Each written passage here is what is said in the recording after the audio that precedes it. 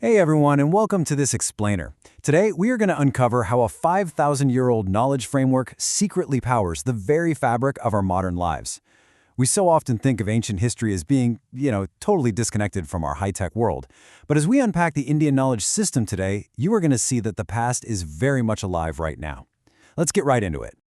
Okay, let's dive into this. Have you ever wondered who actually gave the world the zero, or the concept of plastic surgery? And of course, yoga? It is absolutely fascinating that these everyday staples, from the math running the computer you're using right now to the fitness routines we do on the weekend, originated thousands of years ago in ancient India. To understand exactly how this is possible, we really need to look at the blueprint itself. I'm talking about the Indian Knowledge System, or IKS for short.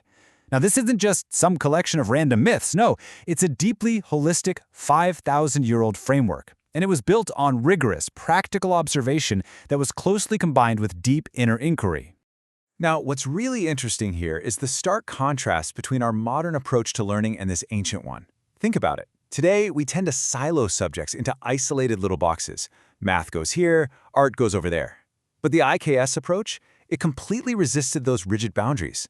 It naturally blended fields like metallurgy, medicine, and architecture into one single interconnected system. Section 1. Math and Engineering Marvels. So, scholars during the Golden Age, like Aryabhata, they were absolute pioneers. They literally formalized the concept of zero. They established the decimal and place value systems, and get this, they even calculated that the Earth rotates on its axis. Without this foundational math, the algorithms powering today's smartphones and AI, they simply wouldn't exist. And the thing is, this theoretical math translated into some genuinely stunning physical engineering. Just wrap your mind around the number 1600. That is the age of the Delhi Iron Pillar. It has been sitting out there exposed to harsh elements for 16 centuries, yet it remains practically rust-free today. Why? Because ancient metallurgists engineered an ingenious, naturally forming phosphorus-rich protective layer. And their mastery of extreme temperatures absolutely didn't stop there. Take Wootz steel, for example. It was an early form of high-carbon crucible steel. Ancient Indian smiths were practically the powerhouses of global trade back then, exporting this incredibly durable steel all the way to the Middle East to forge those legendary, razor-sharp Damascus swords. Moving right along to Section 2, the science of wellness. So, way back around 600 BCE, there was a brilliantly ahead-of-his-time physician named Sushruta. He documented over 300 distinct surgical procedures. 300! He designed over 100 specialized surgical tools, many of them actually modeled after animal jaws to get the perfect grip. And he was even performing early forms of complex nasal reconstructions, basically ancient rhinoplasty. But wellness in the AKS isn't just about complex surgery. It's practically about daily maintenance. Think about it. The next time you drink turmeric milk to boost your immunity, or you use Tulsi and ginger for a cold, or even just stretch out on a yoga mat, you are actively practicing the ancient Indian knowledge system right there in your living room.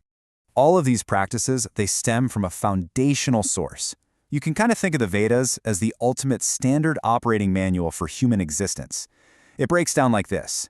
The Rig Veda teaches us how to think right. The Yajur Veda, how to act right. The Sama Veda uses rhythm to teach how to feel right. And finally, the Atharva Veda is basically your practical guide on how to live right. Now, to actually spread this massive operating manual, India created what were essentially the world's first true centers of global learning. A prime example is Takshashila, which was established way back around 700 BCE. Long before Oxford or Cambridge ever existed, this was a sprawling city where students from all across Asia traveled just to study 64 interconnected subjects. Which brings us to our final segment, Section 3, Ancient Wisdom, Modern World. Because underneath all the math, the engineering, and the medicine, there lies a really beautiful philosophical core. It is perfectly captured in the phrase simple living and high thinking. Derived from ancient texts like the Upanishads and Jain philosophy, this concept teaches deep ecological harmony. It's the profound realization that we are a part of nature, not apart from it. And honestly, it's an idea that modern sustainable engineers and climate scientists are finally rediscovering today. So I want to leave you with this final, provocative thought to chew on. How are you utilizing this 5,000-year-old knowledge in your modern day? Whether it's the literal zero in your bank account or the mindfulness in your morning routine, this ancient wisdom is already woven right into your life. The real question is, How will you consciously use it tomorrow? Thanks so much for exploring this with me.